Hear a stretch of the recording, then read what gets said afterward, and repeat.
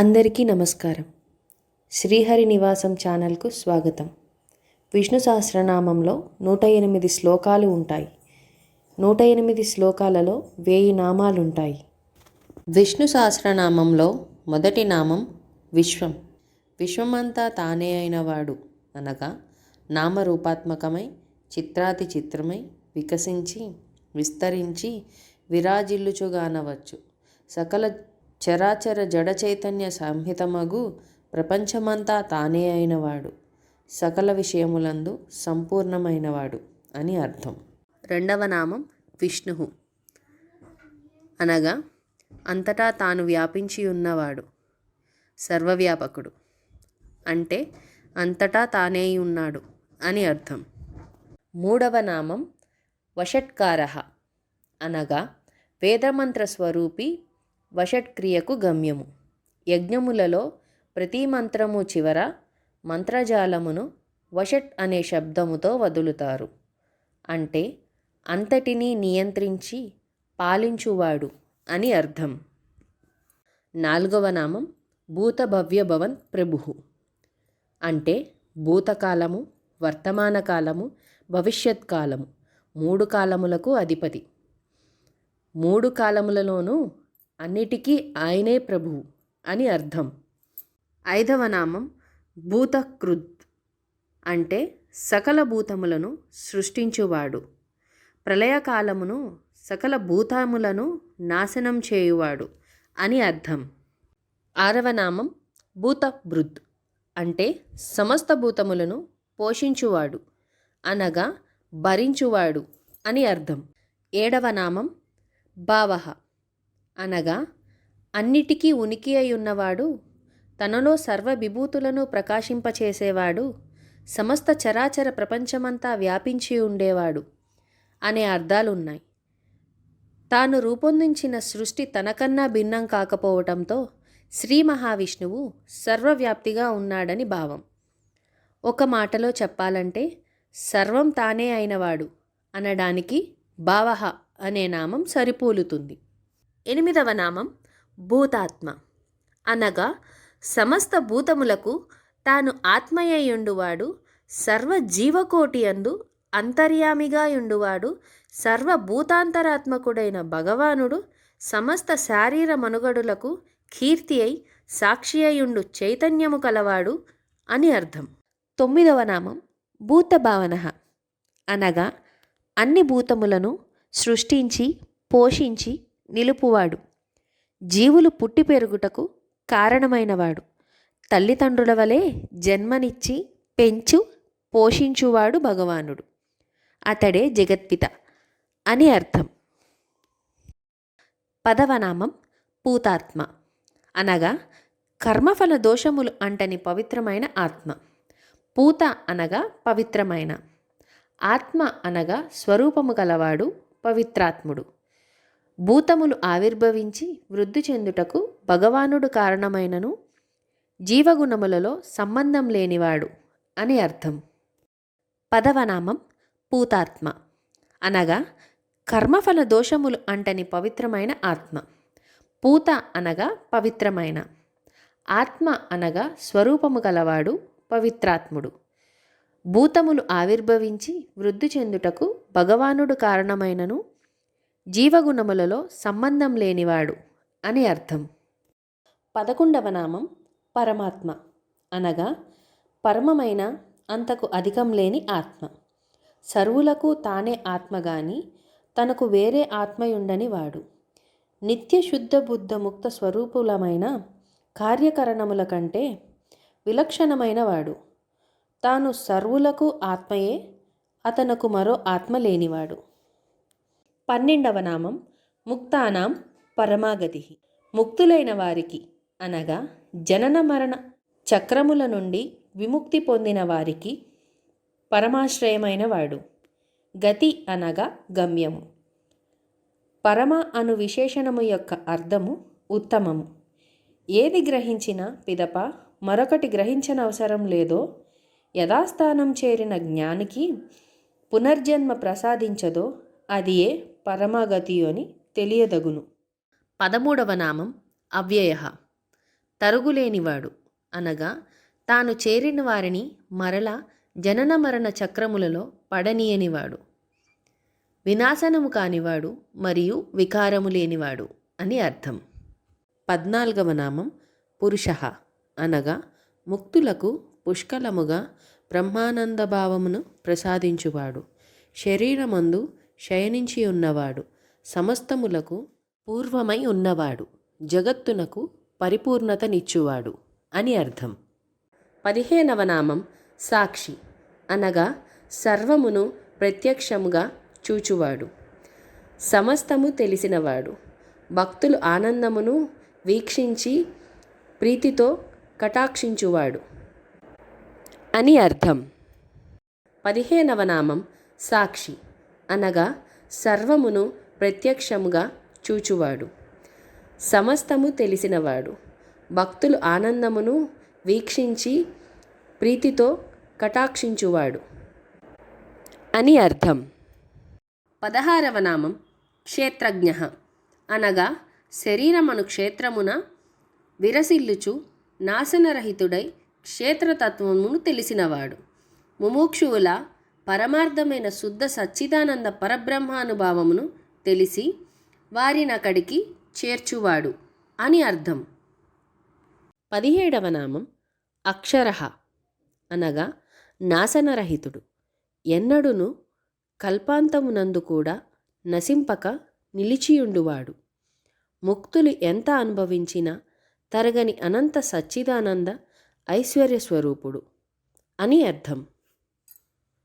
18వ నామం యోగః అనగా ముక్తి సాధనకు ఏకైక మార్గము, సాధనము ఉపాయము, యోగము వలనే పొందదగినవాడు, కోర్కెలు తీర్చుటకు తిరుగులేని ఉపాయము, ధ్యానము వలన సంయత్వ భావము వలన తెలియబడువాడు, యోగముచే పొందదగినవాడు భగవానుడు. 19వ నామం యోగ విధానం నేత అనగా తానే మార్గదర్శి అయి నాయకుడై యోగ సాధన చేయువారిని గమ్యమునకు చేర్చువాడు, యోగులకు నేత, కర్మజ్ఞానాది సాధనాంతరములకు ఫలమునొసగువాడు అని అర్థం. 20వ నామం ప్రధాన పురుషేశ్వరః అనగా ప్రకృతి పురుషునకు అధిపతి, ప్రధానము అనగా ప్రకృతి, పురుషేశ్వరః అనగా జీవుడు, రెండిటికీని ఆయనే అధిపతి అని అర్థం. 21వ నామం నారసింహవాపుః అనగా ప్రహ్లాదుని చాటుటకై శ్రీనారసింహ అవతారము ధరించి అవతరించినవాడు, అభయమునొసగువాడు, మంగళమూర్తి అని అర్థం. 22వ నామం శ్రీమాన్ అనగా రమణీయమైన స్వరూపము గలవాడు, సదా లక్ష్మీదేవిని తన వక్షస్థలమును ధరించినవాడు అని అర్థం. 23వ నామం కేశవః అనగా సుందరమైన కేశములతో విరజిల్లువాడు, కేశి అను రాక్షసుణ్ణి సంహరించినవాడు, బ్రహ్మ విష్ణు శివ రూపములను ధరించువాడు, అందమైన కిరణములతో విశ్వమును చైతన్యవంతులుగా చేయువాడు, ఈ త్రిమూర్తులకు ఆధారమైన వాసుదేవ చైతన్యము కేశవుడు అని అర్థం. నమస్కారం. శ్రీహరినివాసాయ నమః. శ్రీహరినివాసం ఛానల్కు స్వాగతం. విష్ణు సహస్రనామంలో ప్రతి ఒక్క నామానికి అర్థం మనం తెలుసుకుంటున్నాం. దానిలో భాగంగా 24వ నామం పురుషోత్తమః అనగా పురుషులలో ఉత్తముడు, త్రివిధ చైతన్యులైన శుద్ధ నిత్యముక్తులలో ఉత్తముడు, క్షరుడు అనగా నశించువాడు, అక్షరుడు అనగా వినాశనరహితుడు. ఈ ఇద్దరు పురుషులకు అతీతుడు, ఇద్దరికంటే ఉత్తముడైనవాడు. 25వ నామం సర్వః, సర్వము తానే అయినవాడు అనగా సృష్టి స్థితి లయముకు మూలము అని అర్థం. 26వ నామం శర్వః అనగా సకల పాపములను పటాపంచలు చేయువాడు, సమస్త జీవులు దుఃఖములను అనిష్టములను నాశనం చేయువాడు, ప్రళయకాలములో సమస్త భూతములను తనలో లీలం చేసుకునేవాడు అని అర్థం. 27వ నామం శివ, అనగా శివ అను శబ్దానికి మంగళం, శుభం లాంటి పర్యాయ పదాలు ఉన్నాయి. భక్తులకు సర్వశుభాలను ప్రసాదించే ఈ స్వామి సర్వమంగళప్రదుడని తెలియజెప్పటమే ఈ నామార్థం. సర్వః అనే నామానికి అనుబంధంగా ఈ నామం ఉండటాన్ని బట్టి శైవ వైష్ణవ భేదాలు అనవసరం అనే భావనకు రావటమే ఉత్తమం అని సద్గురు. 28వ నామం స్థాణుః, అనగా సిద్ధమైన వాడని అర్థం. భక్తులను అనుగ్రహిస్తూ నిశ్చయంగా వారి కోరికలను సిద్ధపరిచేస్తుంటాడు ఆ స్వామి. వృద్ధిక్షయగనులకు ఎన్నడూ లోనవడు, ఎల్లవేళలా స్థిరంగా ఉంటాడు అని తెలియజేయటమే ఈ నామం. 29వ నామం భూతాదిః, సకల భూతములను మూలము, కారణము. సకల భూతములచే ఆత్రముగా కోరబడువాడు, పంచభూతములను సృష్టించినవాడు అని అర్థం. 30వ నామం నిధిరవ్యయః, అనగా తరగని పెన్నిది ఏదైనా ఉందంటే అది ఆ దేవదేవుడు. ప్రళయకాలములో సమస్త ప్రాణికోటికి ఆధారం కూడా ఆయనే. ఆ స్వామికి ఎన్నటికీ వ్యయమన్నది లేదు, అందుకే అవ్యయుడయ్యాడు. నాశరహితుడు, నిత్యస్థితుడు కనుక ఆ నిత్యస్థిత పరబ్రహ్మను నమ్ముకోవటం ఎప్పటికైనా ఉత్తమమంటుంది ఈ నామం. 31వ నామం సంభావః, అనగా తనకు తానుగానే కర్మముల వంటి కారణములు, బంధములు లేకుండానే అవతరించువాడు, శ్రద్ధాభక్తులతో కోరుకున్న వారికి దర్శనమిచ్చువాడు అని అర్థం. 32వ నామం భావనః, అనగా కామితార్థములను ప్రసాదించువాడు, మాలిన్యమును తొలగించి వారిని పునరుజ్జీవింపజేసేవాడు అని అర్థం. 33వ నామం భర్త, అనగా భరించువాడు, భక్తులను యోగక్షేమాలను వహించువాడు, సకల లోకములకును పతి, గతి, పరమార్థము అని అర్థం. 34వ నామం ప్రభావః, అనగా దివ్యమైన జన్మ, అవతరణము గలవాడు, కర్మబంధములకు లోనూగకుండానే అవతరించువాడు అని అర్థం. 35వ నామం ప్రభుః, అనగా సర్వాధిపతి, సర్వశక్తిమంతుడు, బ్రహ్మాదులకు కూడా భోగమోక్షములసకు సమర్థుడు అని అర్థం. 36వ నామం ఈశ్వరః, అనగా సర్వులను పాలించి పోషించువాడు, అన్నిటిపై సకలాధిపత్యము గలవాడు, మరే విధమైన సహాయము ప్రమేయము లేకుండా ఇచ్ఛామాత్రముగా లీలామాత్రముగా ఏదైనా చేయగలవాడు అని అర్థం. 38వ నామం శంభుః, అనగా శుభములను, సుఖ సంతోషములను ప్రసాదించువాడు అని అర్థం. 39వ నామం ఆదిత్యః, సూర్యమండల మధ్యవర్తి అయి బంగారు వర్ణముతో ప్రకాశించువాడు, ద్వాదశాధిపత్యులలో విష్ణువు సమస్తమును ప్రకాశింపజేసి పోషించువాడు, అతిథి కుమార్తెడైన వామనుడు సూర్యుని యందు స్వర్ణకాంతితో ప్రకాశించువాడు భగవానుడు. 40వ నామం పుష్కరాంక్షః, అనగా తామర పువ్వు వంటి కనులు గలవాడు అని అర్థం. 41వ నామం మహాస్వనః, అనగా గంభీరమైన దివ్యనాద స్వరూపుడు, వేదనాదములకు ప్రమాణమైనవాడు అని అర్థం. 42వ నామం అనాది నిధనః, ఆది మరియు నిధానము లేనివాడు, ఆది అనగా మొదలు పుట్టుక, నిధానము అనగా తుది నాశనము అని అర్థం. 43వ నామం ధాత, బ్రహ్మను కన్నవాడు, నామరూపాత్మకమైన ఈ చరాచర విశ్వమంతను ధరించిన 43వ నామం ధాత. బ్రహ్మను కన్నవాడు. నామరూపాత్మకమైన ఈ చరాచర విశ్వమంతను ధరించిన మహనీయుడు అని అర్థం. 44వ నామం విధాత అనగా బ్రహ్మను ఆవిర్భవింపజేసినవాడు. విధి విధానములు ఏర్పరిచి తగు రీతిలో కర్మఫలము నొసగువాడు.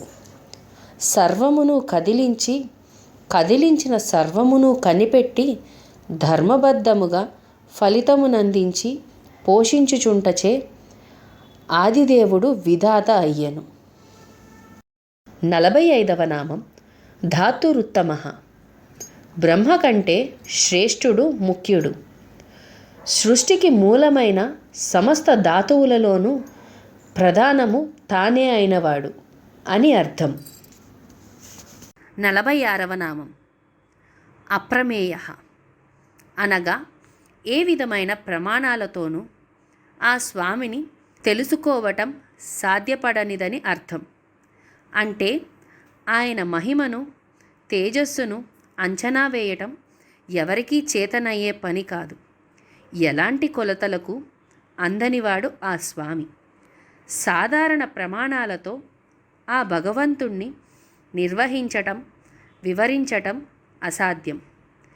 అంతటి మహామహిమాన్వితుడు ఆ స్వామి అనేది అంతరార్థం. 47వ నామం హృషీకేశ అనగా ఇంద్రియాలు అని అర్థం. జ్ఞానేంద్రియాలు, పంచేంద్రియాలకు ఆ స్వామి అధిపతి. ఇంద్రియాలు అదుపులో ఉండాలనుకుంటే స్వామిని ఆరాధించాలి అనే సూచన చేస్తుంది ఈ నామం. సాధకులకు ఇంద్రియాలు అదుపులో ఉంటేనే యోగసిద్ధి కలుగుతోంది. అలా జరగాలంటే స్వామి మనస్సులో స్థిరపడేలా సదా స్మరించుకోవటం తప్పనిసరి అనేది ఈ నామంలోని అంతరార్థం. 48వ నామం పద్మనాభ అనగా నాభియందు పద్మము గలవాడు. ఈ పద్మము నుండే సృష్టికర్త బ్రహ్మ ఉద్భవించెను. పద్మము నాభియందు కలిగి ఉండువాడు భగవానుడు. అట్టి పద్మము నుంచి సృష్టికర్త అయిన చతుర్ముఖ బ్రహ్మ ఉద్భవించెను. పద్మము జ్ఞానమునకు ప్రతీక. విజ్ఞదేవుడు తన జ్ఞానశక్తిచే బ్రహ్మను సృష్టించి తద్వారా సకల జీవులు పుట్టుకకు కారణమయ్యెను అని అర్థం. 49వ నామం అమరప్రభు అనగా అమరులైన దేవతలకు ప్రభువు అని అర్థం. 50వ నామం విశ్వకర్మ అనగా విశ్వకర్మమంతటికీ సంబంధించిన కర్మలను తన కర్మలుగా గలవాడు.